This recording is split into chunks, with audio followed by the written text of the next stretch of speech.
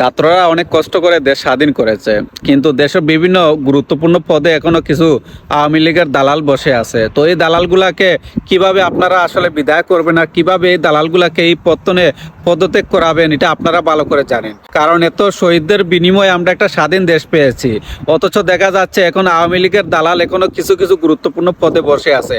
এগুলাকে কে বিদায় করবে? এই জায়গাগুলাকে কে মুক্ত করবে? এগুলা তো করতে হবে না। এরকম যদি দালালকে এখনো যদি আপনারা রেখে দেন, তাহলে কি আমরা দেশ স্বাধীন করে কি ভুল করলাম?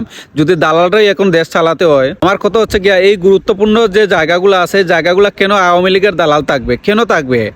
আমি গতকালকে সাংবাদিক ইলিয়াস হোসেনের আসলে একটা ভিডিও আপলোড দেয়, সেখান থেকে আমি দেখতে পারলাম যে বাংলাদেশের এখনো গুরুত্বপূর্ণ অনেক জায়গার মধ্যে আওয়ামী লীগের দালাল রয়ে গেছে।